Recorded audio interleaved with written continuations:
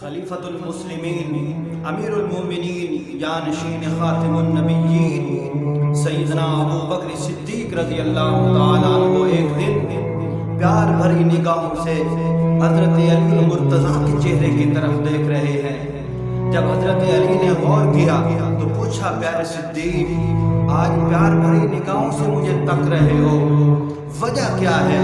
تو سیدنا صدیق اکبر فرماتے ہیں، پیارے علی میں نے آقا مدنی علیہ السلام سے یہ سنا ہے کہ کل پل صراط پر جو لوگ گزریں گے تو ان کو ٹکٹ سیدنا علی المرتضیٰ جاری فرمائیں گے۔ یہ بات سن کر سیدنا علی المرتضیٰ فرماتے ہیں، صدیق میں نے بھی اپنے پیارے نبی علیہ السلام کو یہ فرماتے ہوئے سنا ہے کہ علی اسی شخص کو ٹکٹ جاری کرنا جس کے دل میں صدیق کی محبت ہو۔ اور ایک دوسری روایت میں سیدنا علی المرتضیٰ رضی اللہ تعالیٰ عنہ فرماتے ہیں کہ حضرت نبی کریم علیہ السلام کو میں نے عمر بن خطاب رضی اللہ تعالیٰ عنہ کے بارے میں یہ فرماتے ہوئے سنا، عمر بن الخطاب سراج اہل الجنہ، کہ عمر بن خطاب تو جنتیوں کا آفتاب و سورج ہے۔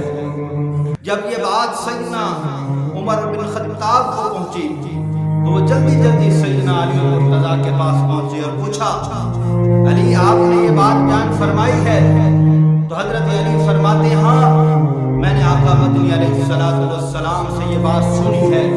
تو فرماتے ہیں کہ آپ مجھے یہ تحریر لکھ کر دے دیجئے۔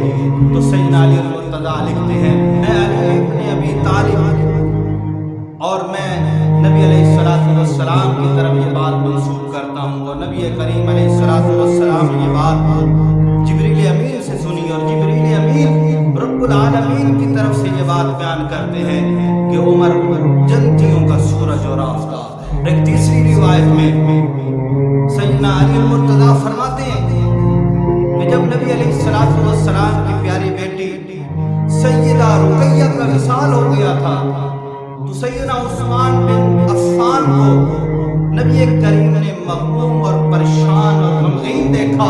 سیدنا عثمان کی دل جوئی کے لیے نبی علیہ السلام نے ارشاد فرمایا کہ اگر میری 40 بیٹیاں ہوتی، روایت دیگر اگر 100 بیٹی بھی ہوتی تو میں یکے بعد دیگرے عثمان کے نکاح میں دیتا جاتا، یہاں تک کہ کوئی باقی نہ رہتی۔ آقا کے اصحاب ستاروں کی طرح ہے، اسلام ہے دریا وہ کناروں کی طرح ہے۔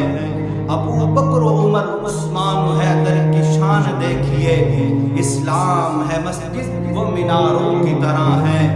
خود قرآن نے کہا فَإِنْ آمَنُوا بِمِثْلِ مَا آمَنْتُمْ بِهِ فَقَدِ اهْتَدَوْا، مدنی ہے قرآن وہ سپاروں کی طرح۔